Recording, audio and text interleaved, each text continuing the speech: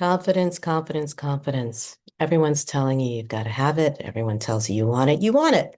Who doesn't want confidence?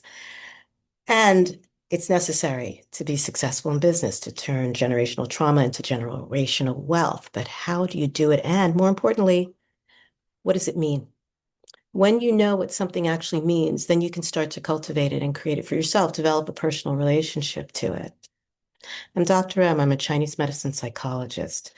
I teach women just like you, women of the global majority who are developmental trauma survivors, specifically incest survivors, how to transform generational trauma into generational wealth. So, what is confidence? It helps if you know what it actually means. The textbook definition of confidence is a feeling or a belief that you can rely on something or someone. Or, second definition, a firm assurance in one's abilities and strengths. Not good enough. That's not good enough in the face of developmental trauma. It's not good enough in the midst of a panic attack. It's not good enough when you go into a 4F response and you fight or fly or freeze or fawn in the face of a trauma trigger, because trauma triggers are automatic. You need something that is at least as close to your trauma as you are, if not closer and stronger than it. So having a firm belief or feeling in something or someone will not get you there.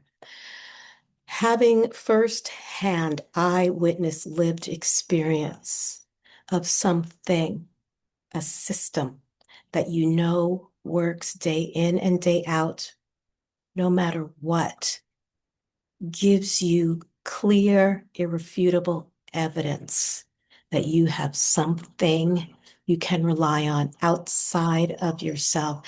That's when you start to cultivate the trust. That's really what confidence is trust in yourself again. I did say the second definition is a firm assurance in yourself, but you know how vulnerable you are. You know how fallible you are. You know how strong the trauma triggers are. You know how automatic and uncontrollable and sometimes subtle and insidious they are. You know you're not always stronger than they are. You need something that's stronger than them. That's a system. That and outside accountability. That's the second thing you need. A mind outside your own. All of the ancient teachings. I'm a Chinese medicine psychologist, so I'm a student of the Eastern philosophical methods. All the Eastern philosophical methods, all the original wisdom says you must have a mind outside your own to do this work. What is this work? Yes, transforming generational trauma into generational wealth, but it's the work of reconfiguring, recoding, remastering your karmic narrative, your trauma, turning trauma into triumph, turning pain into purpose. You've got this. You can do this. That's why you're here listening to this. But you need some tools along the way. You need a system. You need outside accountability. Another mind you can trust to stay clear with you as you walk through the system so you can see when the changes take place within you as reflected by the stability of the systems and the other clear mind around you. I have longer form videos on YouTube. Like, follow, subscribe, whatever the practice is on this particular platform. Send me a private message. Sign up for the mailing list on the website. ThisIsDrM.com, drm.com.